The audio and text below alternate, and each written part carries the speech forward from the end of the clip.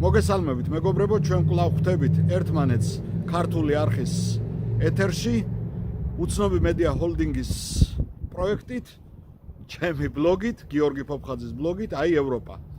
მოგითხრობთ ევროპაში მიმდინარე მოვლენებზე, ევროპაში მომხდარ ამბებზე. რა ხდება ევროპაში? პირველ რიგში დღეს არის კათოლიკური და პროტესტანტული აღდგომის დღესასწაული ევროპაში.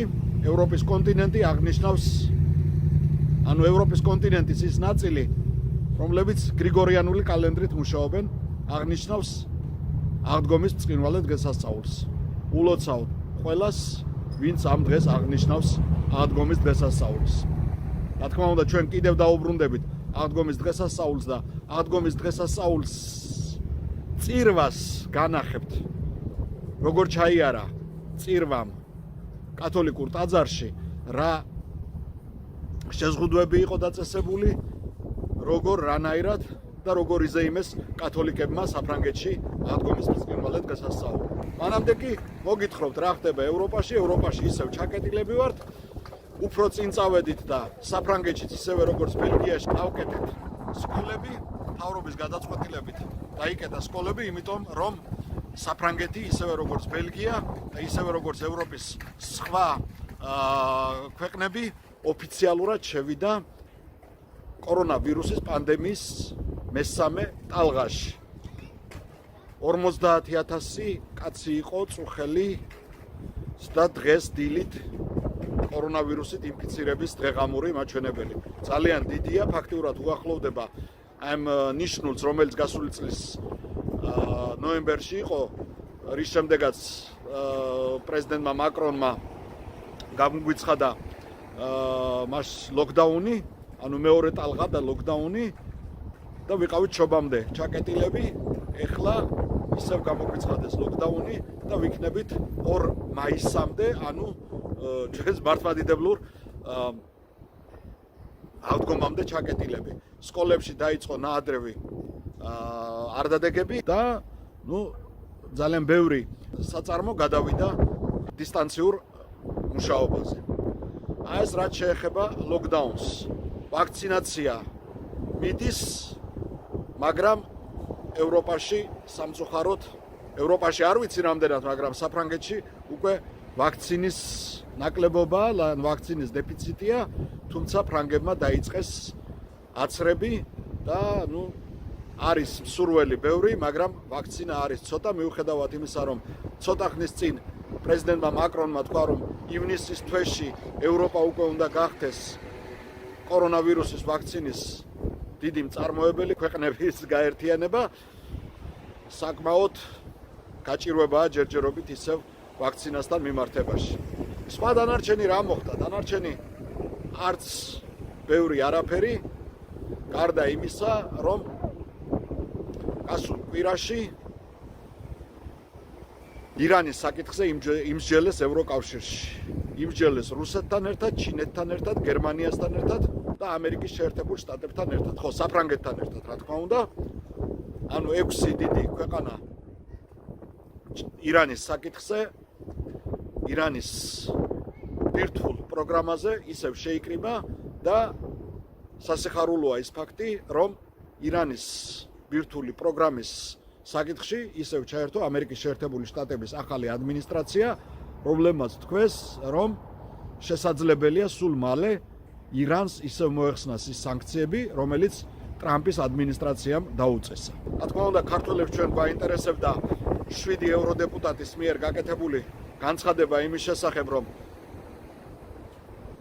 შესაძლებელია საქართველოს 60 მილიონიანი დახმარება, რომელიც ნოემბრის თვეში უნდა გამოეყოს, შეუწყდეს, მაგრამ ეს რაღაცა, მოდით ესე ვთქვათ, რომ ჯერ 7 ევროდეპუტატის კერძო ინიციატივაა, მერე მეორეც ამას ძალიან დიდი პროცედურები ჭირდება. ნახოთ როგორ გაივლის ეს ყველაფერი აპრილის ბოლოს ევროპარლამენტის სესიაზე და მე უკვე მაქვს ინფორმაცია, რომ არიან ევროდეპუტატების დიდი ნაწილი იგივე საფრანგეთიდან, ბელგიიდან, ესპანეთიდან, რომლებიც აი ლიტველი და ესტონელი ევროდეპუტატების აზრს არ იზიარებენ, მიუხედავად იმისა, რომ ეს ევროდეპუტატები ზუსტად საქართველოს საკითხებზე მუშაობენ. მე ერთმა ფრანგმა ევროდეპუტატმა ისიც მითხრა, რომ ისინი ტენდენციურები არიან საქართველოსადმი მიდგომებში. ნახოთ რა იქნება, როგორ იქნება და რანაირად იქნება. მე არც ერთი ევროდეპუტატის სახელს და გვარს სპეციალურად არ ვასახელებ, არც იმ ევროდეპუტატებისა, რომლებიც ამ წინადადებებით წადგნენ, 7 ევროდეპუტატი, მათ შორის 2 გერმანელია, ერთი მწვანეების პარტიიდან და ერთიც IPP-დან. მწვანეების პარტიას რახან შევეხეთ, ძალიან საინტერესო რაღაცა მოხდა დღეს საფრანგეთში, ფრანგულმა ტელევიზიამ გადმოცა, რომ არის საფრანგეთში ესეთი ქალაქი პუატიე. მწვანეებს არ ვაყენებ შეურაცხყოფას, მაგრამ საკმაოდ ესეთი სიშტერეს არ აქვს საზღვარები, ამაზეა ნათქვამი რა, ანუ აბდულობა, საქართველოშიც აბდულობაა, საფრანგეთშიც აბდულობაა და არ ვიცი, ალბათ მარსელიც აბდულობაა. ხო, ქალაქი პუატიეს მერმა ეკოლოგების წარმომადგენელმა, მწვანეების წარმომადგენელმა, მწვანეთა პარტიიდან, საფრანგეთის მწვანეთა პარტიიდან მიიღო გადაწყვეტილება, რომ ქალაქ პუატიეში არის ძალიან დიდი ავიაკლუბი. და ქალაქი პუატიე არის ცნობილი იმით, რომ ეს ფრანგული ავიაკლუბი ყველა საერთაშორისო ტურნირებზე, ავიასალონებზე და ასე შემდეგ ძალიან ბევრ და კარგ და წარჩინებულ სპორტსმენს დიდა ამ ავიაკლუბში და პუატიეს მერმა ადგა ბატონო და ფინანსირება შეუწყვიტა ამ ავიაკლუბს. მიზეზი არ დაიჯერებთ. თურმე ის პატარა თვითმფრინავები, რომლებიც სასწავლოდ გამოიყენება ავიაკლუბში, ეკოლოგიურ ზიანს აყენებენ ქალაქს. ატყდა ამაზე მთელი ამბები, Facebook-ში ეს გახდა დაცინვის საგანი და საფრანგეთის მთავრობამ, თლად პრეზიდენტმა და პრემიერმა არა, მაგრამ სახელმწიფო მინისტრმა ეკოლოგიის საკითხებში შუბლზე თითი მიიდო და ატრიალა და უთხრა, რომ შეცვალოს გადაწყვეტილება, სანამ სახელმწიფო დონეზე არ გაიტანენ არა მარტო ამ საკითხს, ამ დაფინანსების, არამედ ამ მერის გადაყენების საკითხსაც. მიუხედავად იმისა, რომ ის შესაძლებელია არჩეულია ხალხის მიერ, მაგრამ სიშტერეს არ აქვს საზღვარი და როდესაც მერი ქალაქის თავი სიშტერეს აკეთებს, ეს დაუჟელი არ უნდა იყოს. ეხლა კი დავბრუნდეთ აღდგომის კათოლიკურ დღესასწაულზე და ვნახოთ რა ხდებოდა უფრო სწორად კათოლიკურ აღდგომაზე. ღვთისმშობლის ხატი ალტარზე, სადღესასწაულო მუსიკა და სააღდგომო პროცესია.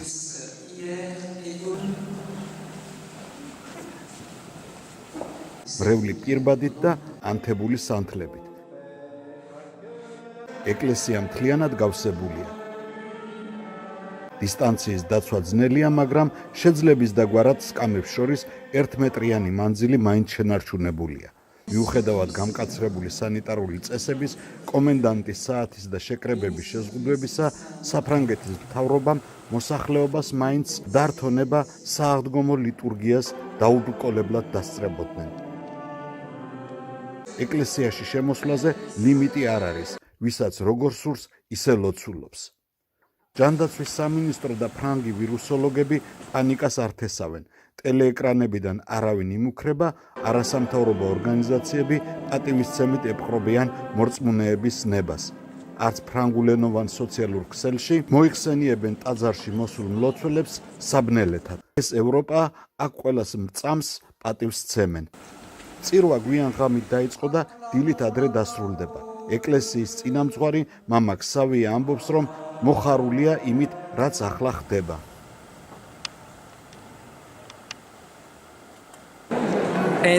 გასულ წელს ყველაფერი სხვაგვარად იყო. მხოლოდ ჩვენ ლოცულობდით დახურულ ტაძარში თქვენთვის. მაგრამ წელს კვლავ შევხვდით ერთმანეთს და ქრისტე ჩვენს გულებში ერთად აღსდგა. მიხარია, რომ ერთად ვართ ფიზიკურად და სულიერად. სააღდგომო ლიტურგია დასასრულს უახლოვდება. ქრისტეს აღდგომას კათოლიკე მრევლი ცეკვით და სიმღერით ეგებება. აღსარებები ჩაბარებულია, ზიარებაც მიღებული. მრევლს თვითონ ურიგებენ სეფისკვერს ეკლესიის მსახურნი. სტიქაროსანი ლუი გახარებულია. ყველაფერი საოცრად ლამაზია, მიუხედავად იმისა, რომ პირბადით დგომა 4 საათი ძნელია. მაინც ძალიან კმაყოფილი ვარ, ემოციები წარმოუდგენელია. ყველა ბარიერის მიუხედავად დღესასწაული შედგა. ქრისტე აღსდგა და მე ბედნიერი ვარ. სააღდგომო წირვა-ლოცვა დასრულდა. ტაძრის წინამძღვარი მრევლს აცილებს. ევროპაში აღდგომის დილა გათენდა.